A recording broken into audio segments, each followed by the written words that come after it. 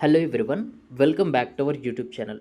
తెలంగాణ స్టేట్కి సంబంధించి MBBS competent authority quota అంటే ఫ్రీ సీట్ కౌన్సిలింగ్కి సంబంధించి థర్డ్ రౌండ్ యొక్క వెబ్ ఆప్షన్ నోటిఫికేషన్ అయితే వచ్చింది. సో ఇక్కడ థర్డ్ రౌండ్ అన్నా మాపప్ రౌండ్ అన్నా రెండు కూడాను ఒకటే అనమాట. కన్ఫ్యూజ్ అయితే అవ్వకండి. సో ఎవరైతే ఎలిజిబుల్ అయిన స్టూడెంట్స్ ఉంటారో మీరు వెబ్ ఆప్షన్స్ ఇవ్వాలి అని అనుకుంటే కనుక 19th అక్టోబర్ మార్నింగ్ 6 AM నుంచి 20 అక్టోబర్ ఈవినింగ్ 6 PM వరకు మీరు వెబ్ ఆప్షన్స్ అయితే ఇవ్వచ్చు. సో వెబ్ ఆప్షన్స్ ఇవ్వాల్సిన వెబ్సైట్ వచ్చేసి tsmedadium.tschE.in అనే వెబ్సైట్లో వెబ్ ఆప్షన్స్ అనేది ఇవ్వాల్సి ఉంటుంది. సో ఇక ఈ థర్డ్ రౌండ్కి సంబంధించి కంప్లీట్ రూల్స్ అండ్ రెగ్యులేషన్స్ అయితే ఎక్స్ప్లెయిన్ చేస్తాను, ఎందుకంటే ఇది చాలా ఇంపార్టెంట్ రౌండ్ అనమాట. సో దీంట్లో రూల్స్ అనేది కొంచెం డిఫరెంట్గా ఉంటాయి. సో తెలియకుండా ఎవరో కూడాను వెబ్ ఆప్షన్స్ ఇవ్వడానికైతే ట్రై చేయకండి. ఈ నోటిఫికేషన్ని కంప్లీట్గా చదివిన తర్వాతే వెబ్ ఆప్షన్స్ ఇవ్వడానికి ప్రయత్నం చేయండి.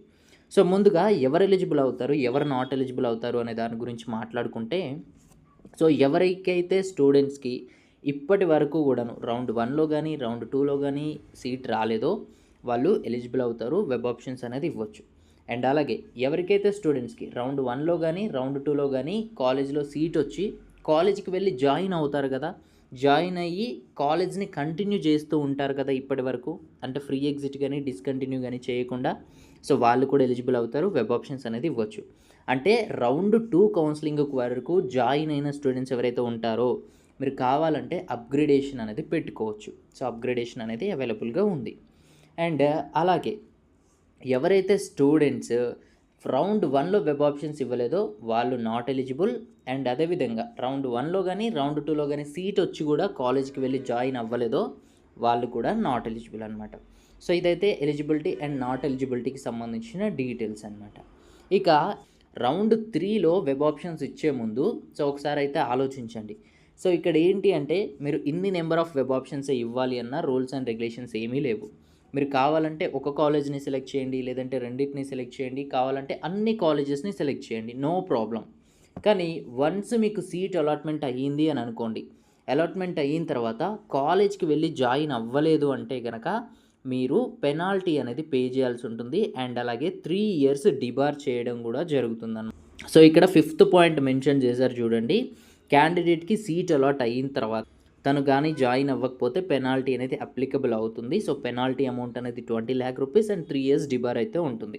సో ఇదనమాట. అంటే మీరు జాగ్రత్తగా మీరు వస్తే జాయిన్ అవుతాను అన్న కాలేజెస్ మాత్రమే వెబ్ ఆప్షన్స్ ఇవ్వడానికి ప్రయత్నం చేయండి.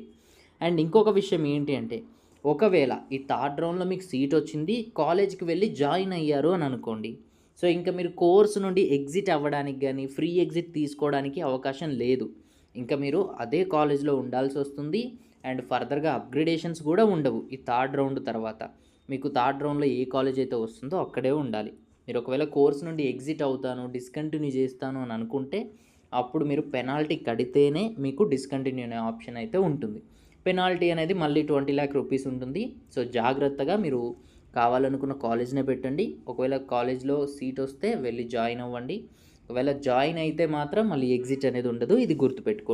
ఇకపోతే ఎవరైతే స్టూడెంట్స్ రౌండ్ 1 రౌండ్ 2 అంటే రౌండ్ 2 వరకు ఆల్రెడీ జాయిన్ అయి ఉన్నారు కాలేజ్లో, అప్గ్రేడేషన్ అనేది పెడదాము అని అనుకుంటున్నారు అనుకోండి, సో మీరు ఇక్కడ కూడా మీకు ఇప్పుడు ఏదైతే కాలేజ్లో జాయిన్ అయ్యి ఉన్నారో అంతకంటే బెటర్ కాలేజ్ వస్తే వెళ్తాను అని అనుకుంటారో ఆ కాలేజెసే పెట్టండి.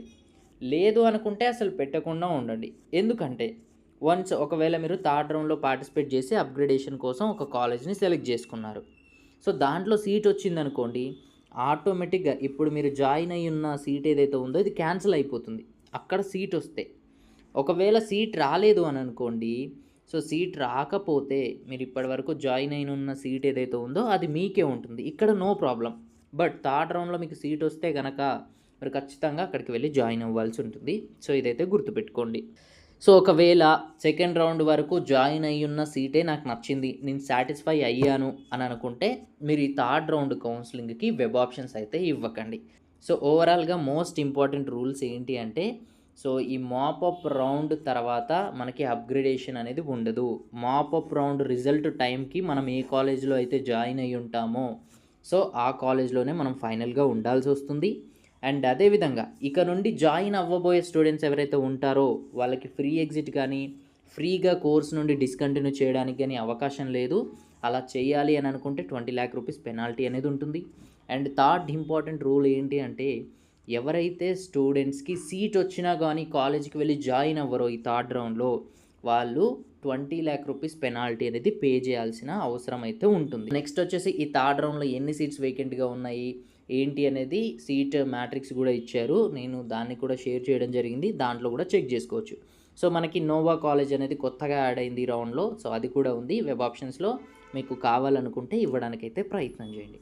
సో ఇదైతే తెలంగాణ స్టేట్కి సంబంధించి MBBS competent authority quota third round web ఆప్షన్స్కి సంబంధించిన డీటెయిల్స్ అనమాట. సో ఇంకా ఏమైనా డౌట్స్ ఉంటే కామెంట్ సెక్షన్లో కామెంట్ చేయండి. అండ్ మరిన్ని అప్డేట్స్ కోసం మన ఛానల్ని సబ్స్క్రైబ్ చేయండి. Thanks for watching.